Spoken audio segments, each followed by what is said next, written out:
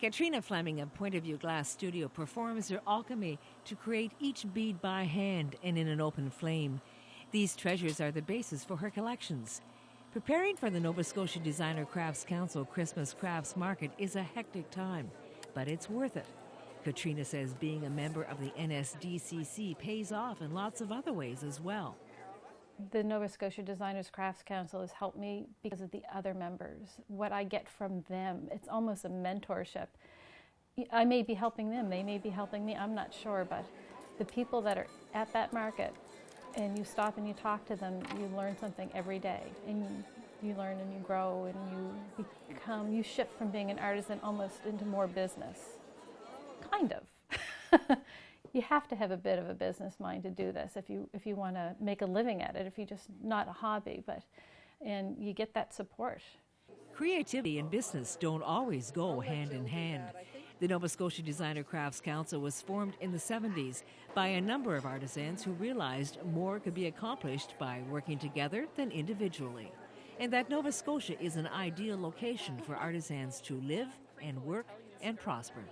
Quality of life has always been a great attractor for people coming into the crafts community.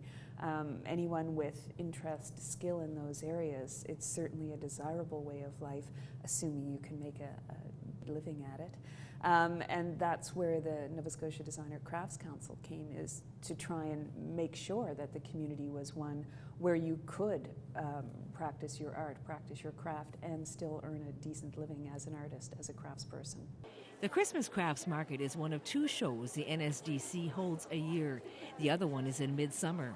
NSDCC members are juried. That means we see the best at these markets in originality, design, and technique. But the work goes on all year round.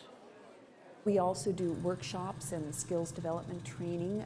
We try to teach business skills. We do a lot of export readiness training now. We have an annual members exhibition. We also put on a communications program where we have 6 times a year newsletter that goes out in print to all of our members, as well as a weekly email bulletin that keeps them in touch with opportunities that we're offering or that are being offered elsewhere in Canada or internationally. Sana Harhola is a fiber artist who, like the majority of artisans, lives away from the city in a beautiful location. She and her husband, who does the wood carving incorporated into many of the pieces, came from Finland 15 years ago.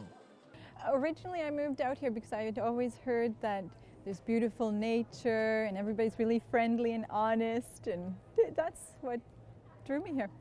The NSDCC has between 300 and 350 active members. There is no current data on how much all this creative energy adds to the Nova Scotian economy, but it's a tough measurement to take anyway. To have a community of artists living and working amongst you, it's a tremendous creative resource that politicians, bureaucrats, community planners can tap into and draw upon for whatever the project is at hand. The NSDCC is committed to helping us all share in this creativity. It is something we can hold in our hands. I would far rather get up every morning and drink my coffee out of a mug that's been handmade by somebody I know, rather than drink it out of a mug from the dollar store that came off a factory somewhere in China. In Halifax, I'm Barb Anderson for Eastlink Magazine.